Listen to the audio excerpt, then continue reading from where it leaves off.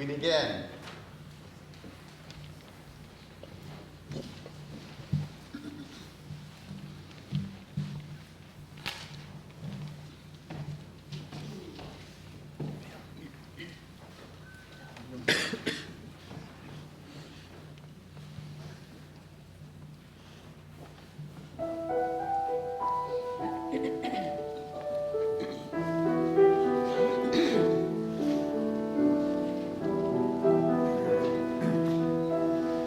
Something told the wild geese it was time to rise. Though the fields lay golden, something whispered.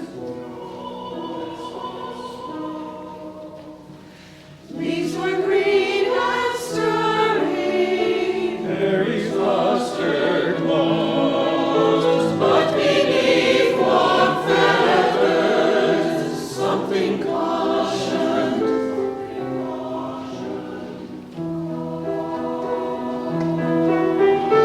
Oh, the sagging orchard seemed with amber spice.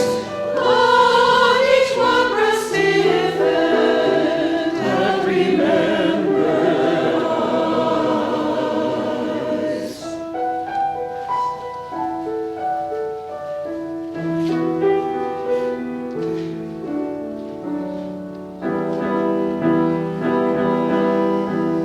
Something told the wild geese it was time to fly. Summer sun was on their wings. Winter, winter.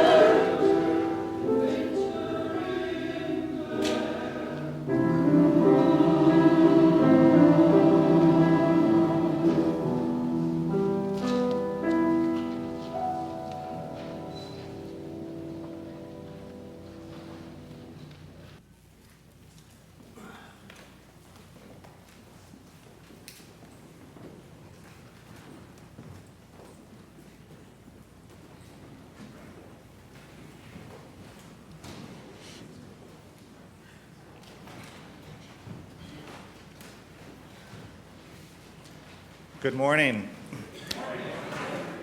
Our opening words today are by Robert French Levins. Holy and beautiful, the custom which brings us together in the presence of the Most High, to face our ideals, to remember our loved ones in absence, to give thanks, to make confessions, to offer forgiveness, to be enlightened and to be strengthened. Through this quiet hour breathes the worship of ages, the cathedral music of history. 3 unseen guests attend: faith, hope, and love. Let all our hearts prepare them place. Would you please rise in body or spirit for our opening hymn, number 140, Hail the Glorious Golden City, in your gray hymnal and on the screen.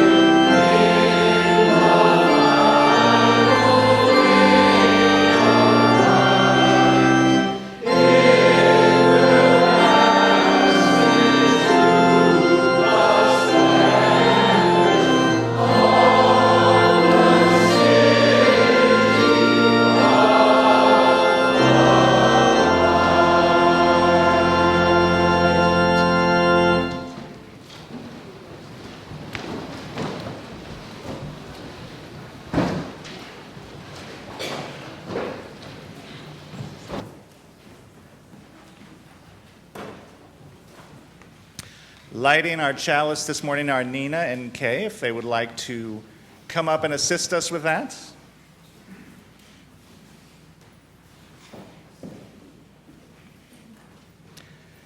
We light our chalice this morning, symbol of Unitarian Universalism, in honor of that vision of beloved community, the glorious golden city that we seek to build together. Thank you. So welcome to First Parish in Bedford, a Unitarian Universalist congregation where we come together every week as a people with diverse beliefs and a shared commitment to bring more peace, more love, more justice, and more joy into this world. Whoever you are, whomever you love, whether you worship one God, many gods, or no God, you are welcome here. My name is Jamie Henson-Rieger. I'm the senior minister here at First Parish. I want to give a very warm welcome to our guest this morning, the Reverend Bill Schultz.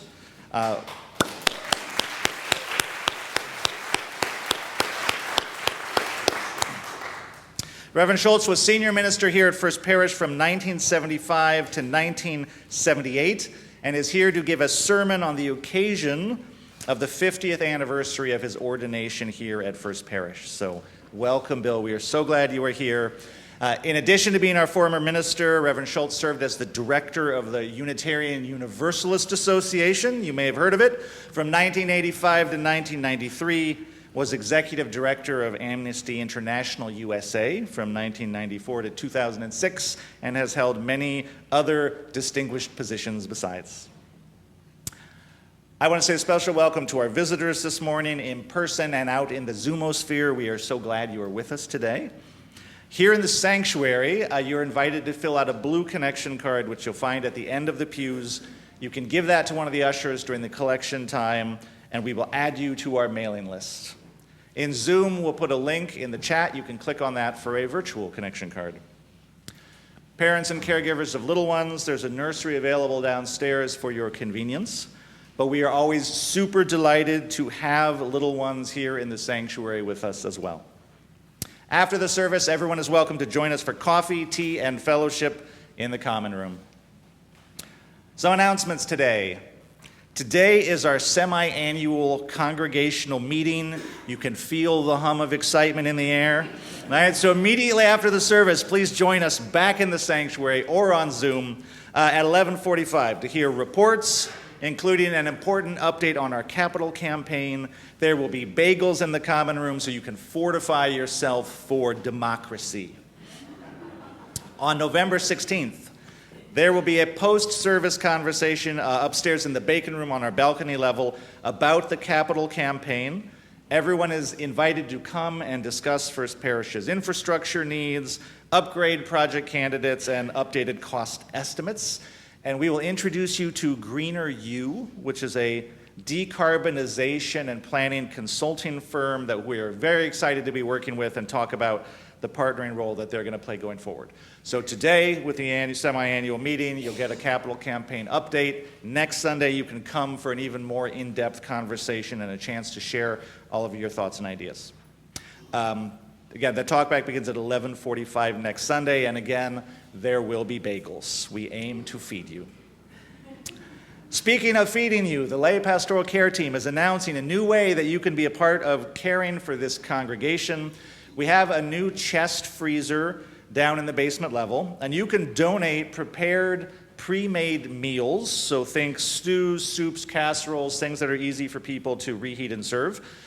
Whenever there's a future need in the community for someone who just needs like a quick and easy meal, we'll be able to retrieve them from the chest freezer, supplement them thoughtfully, and then deliver them to the person or family in need. Your role is donating those pre-cooked meals. So if you would like to do that, there's a sign-up genius sheet that the lay pastoral care team sent out. You can sign up and then bring in your meals to the office. If you can't find that email, please email me. I'll be happy to forward it to you. And that is it for all of our announcements for today. So if you will please rise again in body or spirit, we will say our unison affirmation that we say every Sunday. The words are in your bulletin and also on the screen. Give it a second to come up. Awesome. Love is the spirit of this church, and service is its law. This is our great covenant, to dwell together in peace, to seek the truth in love, and to help one another. El amor es el espíritu de esta iglesia, y el servicio es su ley. Este es nuestro gran pacto, vivir juntos en paz, buscar la verdad en espíritu de amor, y ayudarnos los unos a los otros. Please be seated.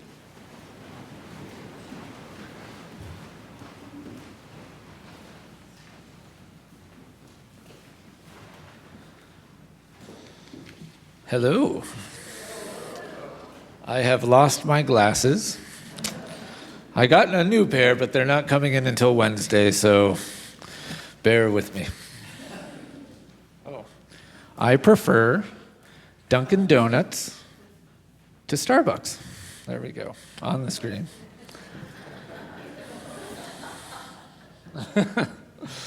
There once was a young grasshopper who loved to skip and refused to jump or hop. The other grasshoppers and crickets were terrified by this and cried, "Please, oh please, just stop. Your legs were made to hop, and they were made to leap and play Mother Nature's song to lull the humans to sleep. They were not made to shuffle or to run or to skip. Just look down at your legs and how they connect right to your hip." I know. The young grasshopper then replied, get ready for the mic drop, "If we're truly part of nature, then my friends, we all evolve. Am I really such a problem that you others cannot solve? Just because my legs enjoy doing something that is new doesn't mean that I am a freak who waves a flag that is untrue. You should follow your own calling, and I will follow mine. Trust me, friends, the sky won't fall. Everything will be just fine. And maybe we exist to learn just who we are. No matter what colors we shine, just look up at the stars. And I've looked down at my legs all the way down to my hip, and I know in my heart that I was born to skip." Mic drop. "And I was born to twist and to turn and to explore something new. So maybe listen closer to the path that's calling you, and hop if you must, or skip through the leaves. Just honor your heart and move as you please." Another mic drop. Okay, now let us sing our children to their class.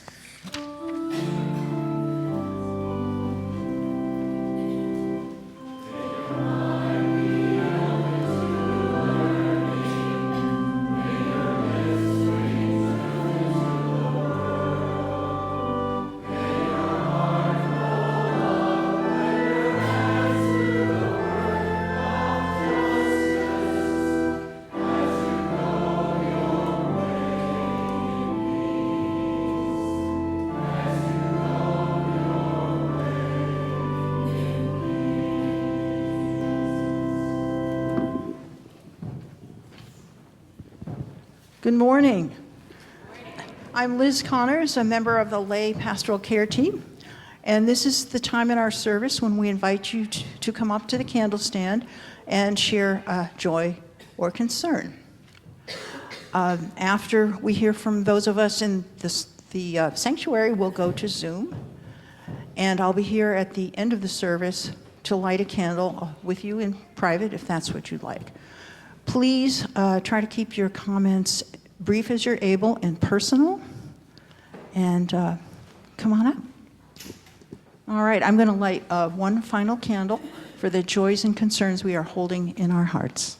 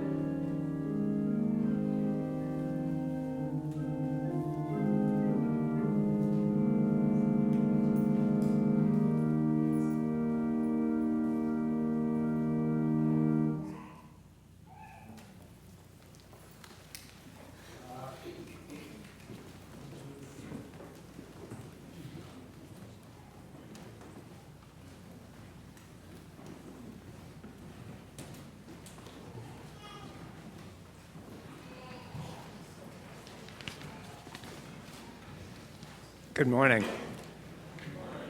Before I offer the readings this morning, I just want to thank Jamie for his generosity in inviting me to occupy the pulpit this morning.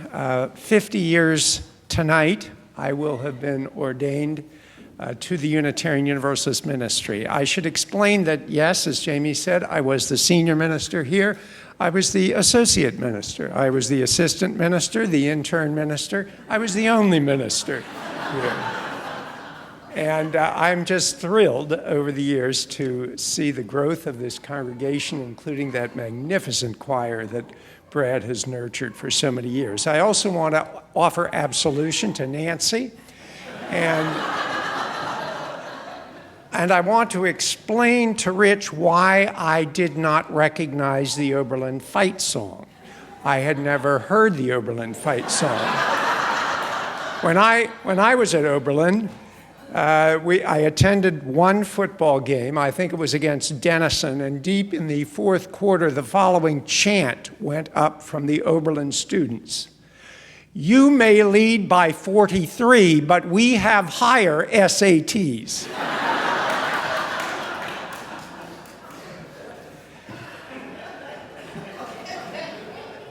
The invitation to my ordination and installation carried a quote from Friedrich Nietzsche. "You have made danger your vocation. There is nothing contemptible in that." Now, of course, I meant that metaphysically, metaphysically too, but metaphorically. I didn't know, for example, that a few years into my ministry, a young couple who called themselves the king and queen of the church would sit right over there in those pews one afternoon saying that they were occupying the church. And I convinced them to go to the Bedford Motel with me for the night, and 2 weeks later, I read that they had shot 2 priests in New Hampshire. I didn't realize that I would be subject to 2 assassination attempts during my years at Amnesty International. All of this is an advertisement to you to say that after the service, Jamie has kindly agreed that I may sell my memoir about my years at Amnesty International. It's called Reversing the Rivers. It'll be on sale. I'll sign it for you, thereby increasing its value markedly so that when you sell it on eBay next week, you'll make a dandy profit. But if my years in the ministry included a variety of forms of danger, they also were punctuated by lots of humor and pathos, and the 2 readings I've chosen this morning reflect both of those elements. The first reading is from a recent column in The New Yorker by Ian Fraser, in which he offers up the types of prayers that he generally invokes during his everyday life. He says that at his workplace, he might offer up a prayer like this: "Dear God Almighty, why hasn't that idiot Cyril been fired yet?" At the pharmacy, his prayers might go like this: "Oh, for God's sake, you are not next in line." Or, "Jesus Christ, why did the pharmacist have to yell out, 'Bowel prep for Ian'?"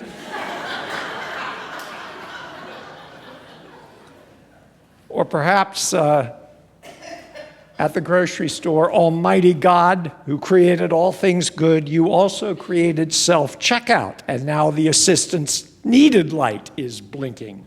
Why did you make the slot for cash payment and the slot for discount coupons look so alike?"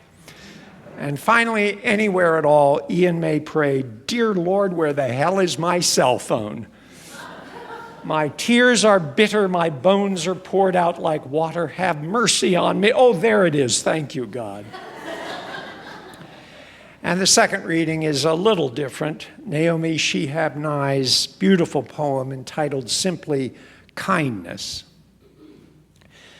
Before you know what kindness really is, you must lose things, feel the future dissolve in a moment like salt in a weakened broth. What you held in your hand, what you counted and carefully saved, all this must go so you know how desolate the landscape can be between the regions of kindness. how you ride and ride thinking the bus will never stop. The passengers eating maize and chicken will stare out the window forever before you learn the tender gravity of kindness. You must travel where the Indian in a white poncho but lies dead by the side of the road. You must see how this could be you. How he too was someone who journeyed through the night with plans and the simple breath that kept him alive. Then it is only kindness that makes sense anymore. Only kindness that ties your shoes and sends you out into the day to mail letters and purchase bread. Only kindness that raises its head from the crowd of the world to say, it is you I have been looking for, and then goes with you everywhere like a shadow or a friend.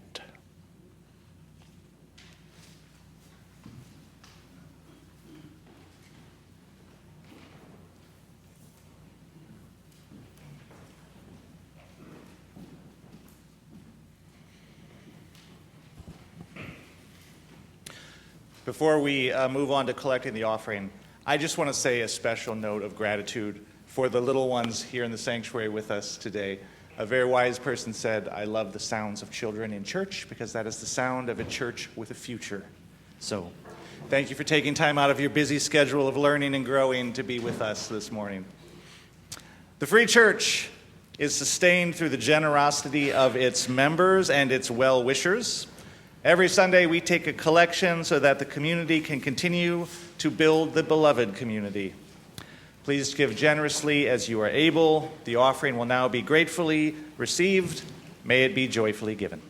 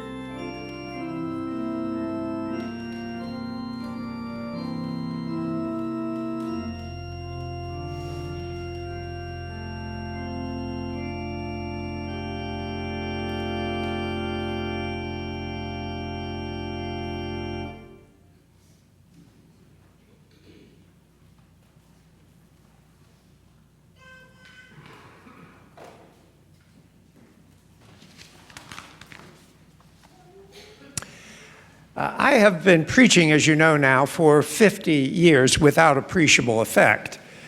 I'm going to try one last time, or at least I expect it to be my last time, or at least the last time I have to write a sermon. Some years ago, a ministerial colleague of mine was diagnosed with esophageal cancer and told that he had a minimal time to live. He informed his congregation of his situation, preached what he advertised as his last sermon, but then he didn't die. And so he preached a second last sermon, and then another last sermon, and then another, until he finally confessed to his congregation, who frankly were getting a little tired of saying goodbye to him, that he was terribly sorry not to have died yet. So there is a danger in calling something a last sermon, especially since, as far as I know, I'm not in imminent risk of death. Actually, I've been preaching for 56 years. I gave my first sermon at age 19 to a small church outside of Cleveland. The sermon lasted 45 minutes. I thought perhaps I was going a bit too long when people started not just looking at their watches, but shaking them at their ears. I trust you'll need no watches this morning. Throughout my ministerial career, I have been plagued by three conundrums. The first is that I wanted my religion to make sense, but I also wanted it to be lyrical. By making sense, I mean that I didn't want to preach from the pulpit a bunch of twaddle, blather, baloney, poppycock, hooey, gibberish, tommy rot, malarkey, drivel, dribble, and drool, if not to say monkey doodle, as I had heard so many other ministers do. I wanted what I said to stand up to philosophical and scientific scrutiny. I was sympathetic to the observation of the philosopher Immanuel Kant, who said about the mystic Emanuel Swedenborg, the real source of Swedenborg's mystical visions is bad digestion, or as Kant put it, wind in the guts. If the wind goes downward, the result is flatulence. If the wind goes upward, the result is heavenly apparitions. Now, that was Kant. Now, I know that rationality is highly out of favor in Unitarian Universalism these days, which is a shame since we're seeing how dangerous a denigration of reason and science is at the highest levels of government. I wanted to see whether I could pursue a religious faith that was both intellectually defensible and poetically rich, open to mystery, brimming with radiance, unafraid of emotion, grounded in affection. In short, lyrical. I wanted my sentences to sing. The Buddhist philosopher Alan Watts called what I was looking for prickly goo. And that's what I've been trying to articulate for more than 50 years. Prickly goo. And the second conundrum had to do with the meaning of life. Ministers are supposed to know a lot about the meaning of life. I took an advanced degree in philosophy, read a lot of books, talked to a lot of people to try to figure out the meaning of life. But I couldn't get over the fact that the sun will eventually run out of hydrogen and die, and that will be that. If life has some larger, overarching metaphysical point, it's clearly got an expiration date attached to it. On the other hand, that won't happen for another 5 billion years. We've got some breathing room here. So maybe, I decided, I should stop worrying about the meaning of life and concentrate on the meaning of lives, on how to encourage human beings to sculpt our lives in such a way that we revel in beauty, hold fast to tenderness, and make glad the journeys of those who travel with us. Since every single one of us is but a brief upsurge of organized consciousness flitting through the cosmos for a millifraction of a second, we might as well make the best of it. But it was the third conundrum that was the toughest. From an early age, I was impressed by how fragile and tragic life is. One of my early childhood friends died of leukemia at age 10. My family was not wealthy, but I knew lots of people who lived in sheer squalor compared to us. My parents tried to protect me as a child from life's vagaries, but reality kept breaking through. "Oh dear," my father wrote his parents, "young Bill is just fascinated by John Wilkes Booth. Should I be worried?" And yet at the same time, I found life just delightful. There's no other word for it, filled with pretty things and happy thoughts and funny moments and sweet people. How could something so etched with bleakness also be so rich with lusciousness? E.B. White said, "Every morning I awake torn between the desire to save the world and the desire to savor it. This makes it hard to plan the day." The Japanese call this mono no aware, the fleeting beauty of transient things, and they advise us, when we drink our tea, to sip it first with the tip of the tongue, to taste its umami, its bitterness, and then roll it to the back of the tongue, to taste the floral or the sweet. Oh dear, should I be worried? Yes, indeed, we should all be worried, but also thrilled by life's wonders. It's like the campers who took a 5-day trek into the wilderness. They drew lots to see who would cook the first night's dinner. And they agreed that that person, whoever drew the short lot, would cook until one of the other campers complained. Well, after a few nights of no complaints, the first cook became frustrated. So the first cook gathered up all the animal dung that was possible to find and mixed it up into a great big stew. And that night, the other hikers dug into the stew eagerly, but after the first bite, one of them sputtered out, "Why, this is crap, but it's good." That's what life is like. So these are three paradoxes I've experienced in my life and ministry: a desire that religion both makes sense and be lyrical, a determination that our lives have meaning even if the universe couldn't care less, and a yearning to reconcile dung and delight. If we can achieve the right balance between these three tensions, we'll probably have a pretty good life, except for two remaining problems, two obstacles to complete contentment. The first obstacle is other people. Other people do stupid things like shout out bowel prep for Ian. Other people struggle with meaning in their lives. And other people destroy democracy and perpetuate racism and commit genocide, and in the process threaten to rid the world altogether of delight. So I think all of you people would agree with me, won't you, that the first problem is other people. And the second obstacle to a blissful existence is death. Just when we've got it all figured out, we die. An African proverb has it that when a person dies, it's like a library burning down, all that wisdom gone to dust. Shouldn't it be the reverse? Shouldn't we be born knowing everything we need to know and gradually use up that knowledge over our lifetime so that when we come to die, we are as ignorant as babes, all those library books checked out and in other people's hands?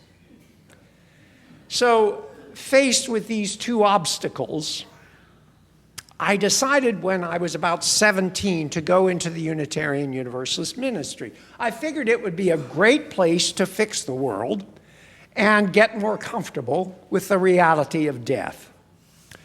To find out if that was true, I asked the minister of my home church in Pittsburgh what he liked best about the ministry. I expected him to say something like helping people or fighting for justice, but he said, "Nobody knows when you get to work in the morning." That sealed the deal for me. Now, I think it's fair to say that I haven't done a very good job of fixing other people in the world. I hardly need to tell you that this country is in far worse shape today than in 1975 when I preached my first sermon here. On the other hand, I have learned something very important about repairing the world. I've learned it over the course of the last 50 years, especially during my years at Amnesty International, and that is this. The values that you and I care about, treating each other decently, protecting the weak, limiting the power of strong men, cherishing the earth, these are still the prevailing values of the vast majority of people around the world. They may be under more threat today than they've been in a long, long time, but they remain the shared values of the vast majority of people in this world, and ultimately, they will prevail. Now, how can I be sure they will prevail? Because the words of the tyrants themselves give the game away. Why is it that Benjamin Netanyahu has denied that Israel has committed crimes against humanity in Gaza when the world can see for itself that Gaza has been destroyed out of all proportion to the crimes committed against Israel? Why is it that Vladimir Putin defended his assault against Ukraine as necessary to defeat Nazis? Why is it that Xi Jinping of China calls his slave labor camps, he calls them friendly vocational training centers? Why do extractive corporations always claim they are protecting the earth when they are raping it? And why does Donald Trump fear he is going to hell? Twice in the last 3 months, Trump has speculated that he won't make it to heaven. We won't tell him he has nothing to worry about since there is no hell. Just let him keep on guessing. Now, the reason that all these tyrants couch their evil behavior in righteous terms, the reason Trump worries about hell is because they know that what they are doing is at odds with the prevailing norms of civilized society. The reason they exploit their followers' fears, the reason they try to keep people terrorized is because they know they are violating the human community's highest values, and so they appeal to fear. They know that fear often beats hope in the short term. Fear often beats kindness for a while. But this is the lesson of history. If the children of hope don't give up, hope will always win in the end because people cannot live in fear alone. Hope won't reassert itself by magic, of course, and a lot of vulnerable people, be they Gazans or Ukrainians or immigrants or trans folk, will suffer before hope reasserts itself. So our job is pretty simple. Our job is to keep the faith, to side with the outcasts, to patch up the bloodied, and to say to the principalities and powers, you will not silence us. You will not be rid of us. You will not make us cower. For we will remain here, confident, strong, and faithful, always faithful, ever faithful, until the coming of the great new day. The proof of our victory is in the voices of our adversaries. I talk a lot more about this in that book that you may want to buy during the coffee hour. So, having disposed of the worst problems caused by other people, we come up against that final little obstacle to pure contentment, namely death. I keep trying to forget about death, but I'm 75 now, and Samuel Johnson's observation that when a person is to be hung in the morning, it concentrates the mind wonderfully, seems truer than ever. I went into the ministry, as I said, because I hated the idea of death, hated with every fiber in my being the fact that everyone I loved would die. And I figured that maybe if I had to come up against that cruel reality with some regularity, I would feel better about it. Not happy, of course, but more reconciled. Well, it didn't quite work out that way.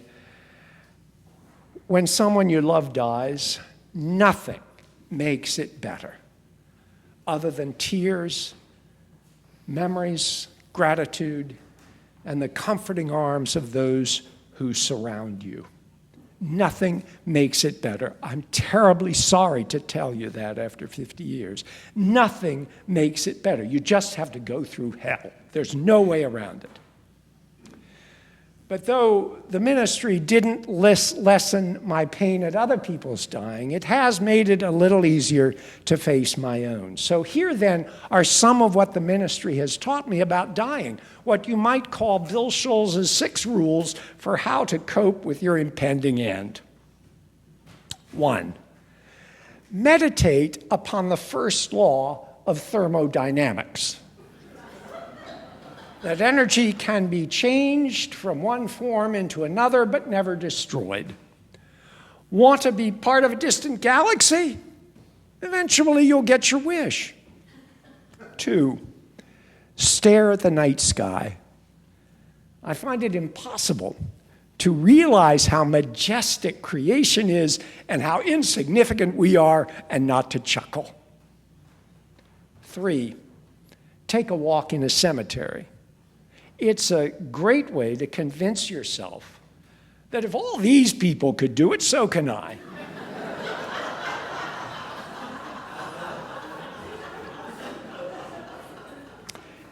4, immerse yourself in nature, not just because it's awe-inspiring, but because it embodies the fundamental lesson that when the movie's over, it's somebody else's turn to sit in the theater. 5, avoid toxic people and get right with those you love. It's nice to think that only a handful of people will be happy to hear you're dead. And finally, and most important, immerse yourself in gratitude and grace. Gratitude for whatever gifts you've been given, starting with the fact that by the gift of grace, you are here, you got here in the first place. Now, I don't want you to think I've got this dying thing mastered. I can become just as anxious as anyone else waiting for medical test results. But occasionally, I can remind myself that we are all held snugly in the palm of creation, that anxiety is the price we pay for consciousness. And at the end of the day, it will somehow be all right. So that's some of what I've learned the last 50 years, 50 plus years. Try to avoid nonsense, but do it lyrically. Forget about the meaning of life and just try to get your own stuff together. Remember, there's a lot of dung in the world, but a lot of glory too. Fight hard for what is right, knowing that you may not get to the promised land, but that it's still there and shining. And at the end of the day, rest calmly and securely in the palm of creation. And one last thing. I suppose that at some point in our lives, most of us wonder about the legacies we leave to our children, grandchildren, to the world, whether our lives have made a difference, had a point. And the last thing I've learned is this, that each of us has had a much greater impact on the world than we can ever imagine. A few weeks ago, Beth and I had some friends over to the house whom we didn't know well. Simon began talking about his mother, who is now in her 80s, but at age 3 was rescued from occupied Czechoslovakia thanks to a man named Nicky Winton. Nicky Winton was a British stockbroker who heard of the Nazi terrors in Eastern Europe and arranged in 1939 for 5 trains to take children out of Prague and resettle them in Britain, the so-called Kindertransport. The 5 trains made the trip safely, but the 6th train was intercepted by the Nazis and the children in it were sent to the camps. For the rest of his life, Winton felt guilty about that 6th train, berated himself for his failure. In 1988, a British television program invited Winton to come for an interview in front of a live audience of several hundred people to talk about his life. Winton recounted his story and his regrets about the 6th train. And then the interviewer turned to the audience and said, "Would anyone here who was on one of Mr. Winton's trains please stand up?" About 24 people stood up. And then the interviewer said, "Would anyone here who is a descendant of someone Nicky Winton rescued please stand up?" And every single person in the audience stood up. Nicky Winton had saved 669 people, and more than 6,000 of their descendants were alive because he had. Now, of course, very few of us can do what Nicky Winton did, but all of us can opt for kindness and a generous heart, and that leaves the only legacy anyone really needs. As Naomi Shihab Nye put it, at the end of the day, having known sorrow as the deepest thing, it is only kindness that makes sense anymore.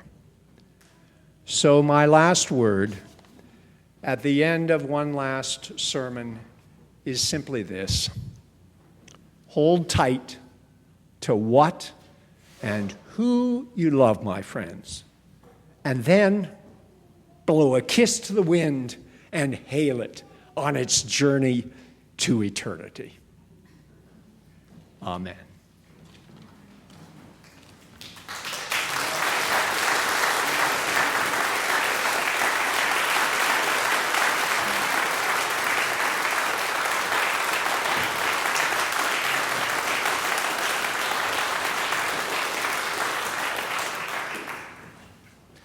Now, would you please rise in body or spirit for our closing hymn, number 108, in your gray or cloth-bound hymnal, or on the screen, "My Life Flows On in Endless Song."